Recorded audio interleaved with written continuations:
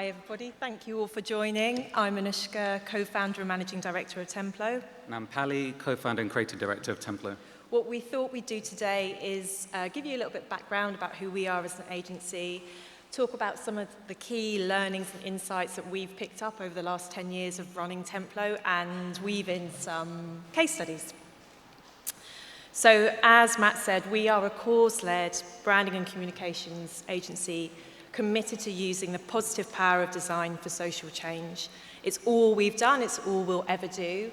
And to really understand why we're hell-bent on being cause-led, we need to kind of go back a little bit into our migration journeys. So I'm ethnically Armenian. My ancestors experienced genocide in Turkey. My nana was born in Aleppo in Syria. My mum was born in Beirut in Lebanon and was forced to flee during the civil war. And from my side, I felt this real disconnect being in the industry, with the industry doing design for good, and really my experiences growing up as a child refugee. So my first experience with charity was receiving charity. So you can imagine my perspective was very different, and I wanted to find out where I could use that experience and that lived experience and put it to good use. Starting off firstly with, I wanted to expose and tell the story of the human rights violations going on in Sri Lanka. Predominantly, it was basically ethnic cleansing being carried out by the Sri Lankan army and government, which is essentially a dictatorship. So what I did was I quit my job and I went on a fact-finding mission to Sri Lanka. And so this is a photo I took in the north of Sri Lanka in Jaffna. This is my cousin holding my Steve Jobs book in absolute fear as two army tanks roll up. So to quote the famous Bob Gill, who's no longer here, he had this famous quote, if you're going to design something for the laundrette, go to the laundrette. Well, I took this a bit too extreme, obviously. Now, I'm not saying you go and book a ticket one way to a war-torn country, but you can see what I'm trying to say here. You know, like being there firsthand, I could feel it. It was palpable, and I could feel the oppression. I wanted to do something about it. So on a really noisy and bumpy and dangerous night bus ride across from the east to the north, I had this sort of thought that maybe I could use typography and fuse the different languages together to connect culture and tell it and amplify it to a larger crowd. And it was this sort of kick-started a body of work spanning a decade.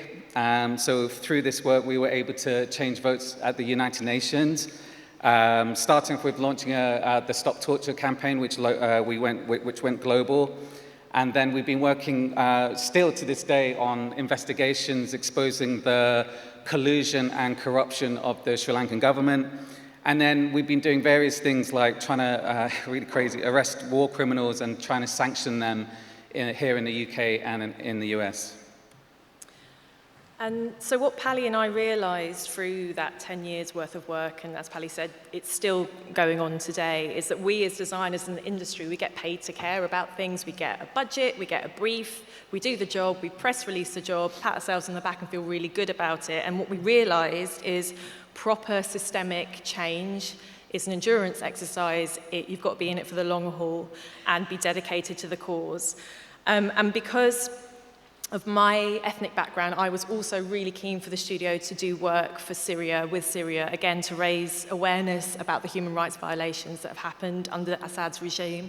And off the back of the success of all the work in Sri Lanka, we were approached by an incredible coalition of Syrian NGOs, charities, activists, journalists, called Free Syria's Disappeared, who wanted to raise awareness in the wider world around all the people that have disappeared without a trace in Syria. So what we wanted to do was we wanted to create a symbol for the coalition that represented both freedom and the words Syria. So just to run through the sort of creative thinking about this. Now, I've got to be really careful. Our Arabic in-house designer is watching me, so he's gonna test me on how I pronounce this. So it's actually Surya in Arabic. Yeah, have I got that right? Yeah, okay, cool, okay. And then, so on a very slow, delayed train ride from the coast, sort of looked at the first character, the Sir, and wondered whether that could be a beak. And then the next character on formed the sort of front part of the wing, and then the rear part of, looked like the back of the wing, and then finally the final character, formed the sort of tail, and my favorite bit, the two dots sort of tucked in to be the feet as well, and so that sort of formed the final sort of symbol, if you like, for the coalition. And so in one hit, we were able to capture freedom in Syria. And then, so bringing it to life, so through animation, and just really coming at this with a non-Western lens, just simple things like putting the Arabic first and then the English. And actually, because of the left-right alignment, they actually knit nicely together. And then using motion to try and express what freedom might look like through the symbol as well. And then, like, what does it look like on demonstrators and activists physically wrapping around them, or being held in solidarity collectively. And then in Syria itself, with the families of the disappeared, as they were holding pictures of their loved ones. And then, just like any other branding exercise, you start seeing how it works on imagery, on building websites, so digital aspect, social media, and then just really lo-fi ways that different sort of activism and demonstrations from all around the world can be really quickly stuck together in one sort of space for the sort of stories and grid. And then just our learnings from the Sri Lanka, the body of work from Sri Lanka really taught us that our work becomes most effective when the design dovetails with legal action as well. So this is Channel 4 News prime time. The day our visual identity and campaign launched, a legal case was filed against the Assad regime from a citizen in America illegally detained and tortured. Something else that's really frustrated Pali and I over the years is how we live in such a polarized society. It's these two kind of opposing views are presented to us in all different kind of causes. And actually, what we've learned at Templo is the space in the middle where there's the dialogue and that kind of grey area is, again, where that real change happens. But this polarization is a huge reason why Pali and I never wanted to get into the climate change space for a long time. You're kind of presented with these two diametrically opposed views. Like on one hand, we have profit over planet, climate change deniers. On the other, it's activists throwing paint at artwork. And it's that we were really interested in that middle space. So we spent a lot of time looking at people, organisations within that middle space in the UK, and identified the Committee on Climate Change, as it was called then, who are the UK's independent advisor to the government, holding them to account on their net zero targets. So very data-led, scientific, analytical. But when we first discovered them, they looked like this, really generic, not very engaging, and so we could see that there was a real opportunity for us to bring our branding expertise to them to elevate all their science and their rigor and their analysis. So during the creative, this was all happening through lockdown, by the way, we got unhealthily obsessed with these sort of global heat maps. And accidentally on our Miro board, we actually chopped one of the globes up, and we thought, actually, that could be an interesting sort of premise for a logo for this organization. So the final logo ended up being these three hemispheres going from a warmer one to one that was much cooler, and obviously reinforces the 3 C's of the new name that we gave them as well, so it sort of tidied up. There's a big story about the purple as well, but we haven't got time to go into it, but it's a fun one. And then taking those 3 hemispheres and doing fun things with them, just cropped into them and like super cropped in, and sort of mimicking the motion of Earth as well, so getting that connection between a logo and something real. And then we created a series of a sort of branding imagery style as well. So we took the grid from the logo and applied it physically onto images as well. And then what we did was we manipulated and warped them so you could feel the effects twice. And then in our research, one of the big things that I was quite mindful of, I really saw like it was the whole space, like climate change space, was filled with generic imageries and illustrations, iconography, etc. And so what we wanted to do was use this opportunity to use really sort of high-end 3D rendering to get really into the sort of science and detail of climate change. And so you can do very complex things. So if you're going to talk about coastal erosion, use the actual tetrapods and talk about that. Or reduction of landfill waste as well, just really nice sort of interactions and connections. And so over the years, we've just finished one actually, we do these annual sort of big workshops with the climate scientists, the data analysis, the communications people, and obviously us, the designers. And we sit in a room, we try and get to the real crux of what each piece of data is trying to say, and then do a big sort of storytelling exercise with it, with 3D. And really, it's about really communicating not just to the experts in climate change, but also opening up and being more accessible to the general public. And then once we came out of lockdown, we could have a bit more fun in a physical sense as well. So this is in their headquarters in London, where we got to do the whole sort of wayfinding system internally and externally.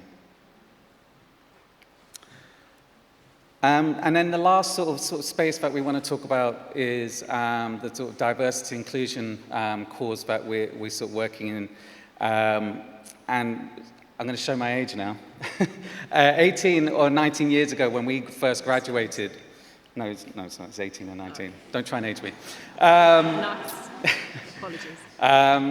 The industry looked really different, and so just looking around this room now, it's obviously changing, which is amazing. It's going in the right direction. But what most people don't want to talk about is actually the lack of representation at founder level and especially at boardroom. So it's really at the boardroom where the big decisions are made. And I think having a seat at the table for brown and black designers is really important. I think we need, because that's the way we can sort of lend our sort of lived experience and try and affect change from that side, from top to bottom in an organization with authenticity. So just building on that, for the last couple of years, we've worked on the visual identity and campaign for the British Pavilion at the Venice Biennale. I don't know if any of you know what that is, but essentially it's the Cultural Olympics. So each country around the world will have their own pavilion and put on what they think best represents their country in art and architecture each year. And last year, there was a real step change in the curatorial narrative. So it was all about celebrating the rituals of UK diaspora and bringing those rituals into the British Pavilion, which is a real sort of space of power, represents the British Empire and all of those sorts of things. So as Pali just said, we were brought in as Templo, as part of the wider team, and this ethos ran through everyone that was involved in the project. So from us, the agency, the creative agency, to the curatorial team, the artists, photographers, musicians, we were able to, that was a Freudian slip, we were able to bring our lived experience into this space of power, which influenced everything. So just to run through some of the work that was exhibited in the space that we felt really close to. So firstly, Sandra Paulson's work was all about the ritual and act of washing clothes in public. Madhav Kadal's work was all about reincarnation in Hinduism and Buddhism. Matt Collins' work was an amazing piece there, was all about the Jamaican domino culture in Nottingham. Shawanda's work was all about her disabilities, and Jaden's work was all about sort of steel pan making from his culture. And so from a creative perspective, we were really interested in the shapes of these objects. They're really beautiful, unusual, sort of alien-looking shapes. And what we did was we took those shapes, we messed with the edges, made them look a bit more ethnic. This is the only way I can describe it, by the way. But not from this world. And then we took those shapes and intersected them and got them dancing through the title of the exhibition, Dancing Before the Moon. And then you could also use them to isolate specific rituals themselves, so permanence and play, creation through death, and still pan making and cooking, or use them to focus in on some of the artists as well. or get the typography dancing around the subject matter. Before the visual identity was released, we did a series of teasers to reveal the title itself. This one being using sort of 3D to simulate the motion of the moon rising and setting. And then we were really inspired by the sort of Neolithic structures and how their connection to earth to sky. And then back in Venice, everything from the print material to merch. And then we did a poster campaign. And then, interestingly, what was more important for us, that we did a poster campaign nationwide back in the UK simultaneously. And so it was really important that these posters acted as a portal back to show the representation in these powers of space. So I'm just going to show you something that's going to get quite loud, but some of the sort of filming that we did on site.